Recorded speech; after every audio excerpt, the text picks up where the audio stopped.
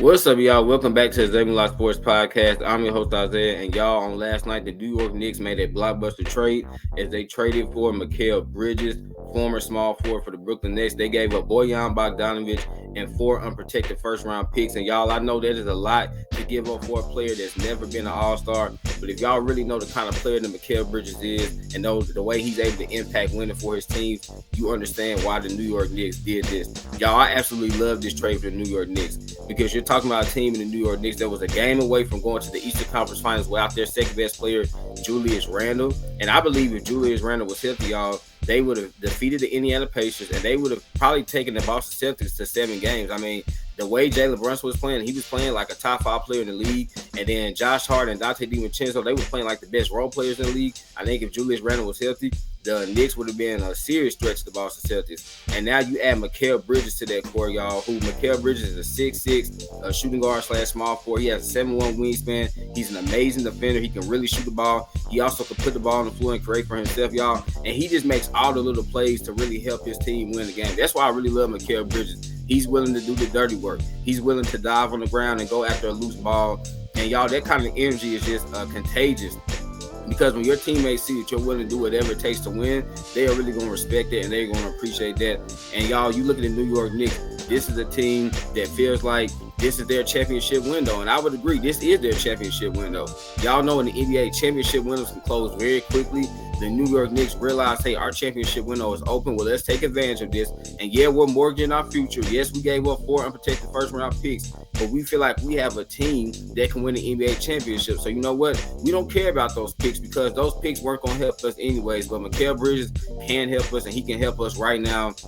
Y'all, now the New York Knicks might have the best, front court in the NBA when you look at them having OG Anunoby, who they're going to resign, Mikal Bridges, Josh Hart, Dante DiVincenzo, and then in the backcourt you have Miles McBride, aka Deuce, who's an incredible defender. I mean, there's just an amazing group of long, lanky defenders, y'all, that's very versatile, that can go up against the Boston Celtics, and that's why they made this trade, because everyone knows to beat the Boston Celtics, man, you got to have size, you got to have length, and you got to have versatility. Well, now the New York Knicks have that with all those guys I just mentioned, and then you still have Julius Randle and Precious Achiuwa as well. So the Knicks now, y'all, they really match up extremely well with the Boston Celtics, and I cannot wait to see a potential Eastern Conference Finals next year between the Boston Celtics and the New York Knicks, because there's going to be a very intriguing series, y'all. And I think right now I would still give the edge to the Boston Celtics just because they kind of have, some chemistry and continuity with each other.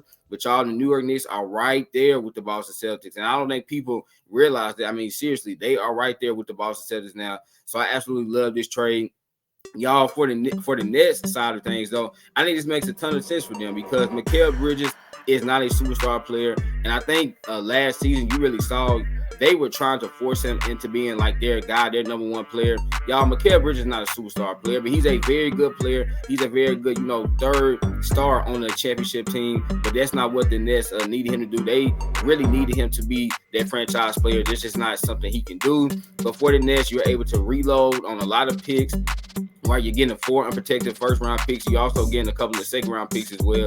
And then you're getting Bojan Bogdanovic, who you potentially move to a team that's looking to, make the playoffs after 10. So I don't think Bojan Bogdanovic is going to be on the Brooklyn Nets very long because, y'all, we know the Brooklyn Nets are going to tank, right? They're trying to, have the number 1 pick in the 2025 draft and select a guy by the name of Cooper Flagg, who looks like he's one of the best players that we've ever seen in recent memory. And so for the Nets, this makes a ton of sense, right? You get off a player that Mikal Bridges was not going to be there much longer, right? I mean, I thought they were probably going to trade him next year. So you get off him maybe a year or two early, and you're able to get 4 unprotected first-round picks. Yeah, this is amazing. Y'all ain't the Brooklyn Nets. We're going to see them start to trade a lot of their players like Cam Johnson, maybe even Cam Thomas and Nick Claxton. I mean, this team is absolutely get ready to just be one of the worst teams in the NBA. They get ready to rebuild, but it makes a ton of sense, right? The Brooklyn Nets weren't going anywhere, so why in the world would you keep a player like Mikal Bridges, who is a very good player and can help a team, win right now? So it makes sense to get off him. But again, y'all, this is really all about the New York Knicks, man. They are letting people know, hey, we're on the scene, we're here to stay, and y'all gonna have to deal with us. Everyone keeps talking about the Boston Celtics in the Eastern Conference. Well, guess what? Now they got to come to the New York Knicks because we're building a team that can match the Boston Celtics when it comes to having size, length, versatility, defense, and shooting. Y'all, I love what the New York Knicks have going on for themselves. This was an amazing trade by Leon Rose. And because of this trade, y'all, now it's put a lot of pressure on Daryl Morey and the Philadelphia 76ers because of this trade, now the New York Knicks, y'all, they moved past the Sixers, the Pacers, and the Cleveland Cavaliers. And I think now they are definitively the second best team in the Eastern Conference. I think before this trade, I really didn't know who the second best team was in the East. But now after this trade, y'all, in my opinion, the New York Knicks, again, they are definitively the second best team in the Eastern Conference. And I think now the Philadelphia 76ers, y'all, they are under a lot of pressure because they need to make a major move. And I bet Joel Embiid is saying, hey, can y'all please go get Paul George? Can you get Klay Thompson? Can you please do something? Because now the New York Knicks, they just got a whole lot better. And the Sixers, we haven't done anything. So I think, man, the Sixers are under a lot of pressure, y'all, to make a major move to keep Joel Embiid happy. And you have to do that because this Eastern Conference just keeps getting better. And that's why I said last week, y'all, I don't think the Boston Celtics are going to be a dynasty because you never know what teams are going to improve year after year.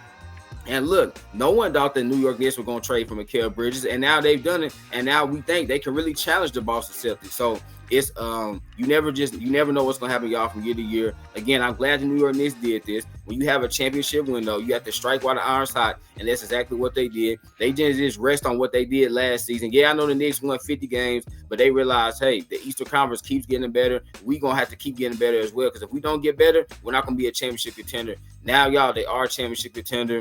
And I think the New York Knicks, I mean, they have as good a shot as anybody to win the NBA championship next year, y'all. Let me repeat, the New York Knicks have as good a shot of anybody to win the NBA championship next year. That's not something I would have been able to say before this trade, but now after this trade, y'all, I really feel comfortable that the New York Knicks are going to be a championship contender.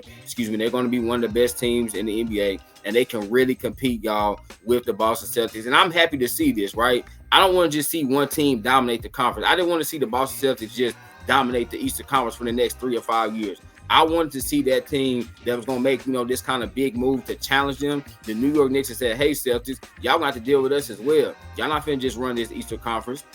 The East is going to have to run through us, y'all. And I cannot wait to see the Boston Celtics and New York Knicks match up with one another because, man, it is going to be a great matchup, man. So there y'all have it. There's me talking about the New York Knicks trading for Brooklyn Nets forward Mikal Bridges and why I think it has catapulted them into championship contender status. Remember, y'all, laughter's good medicine, so make sure you get your daily dose. Y'all know I'm going to end it, man. I love y'all. God bless. Peace.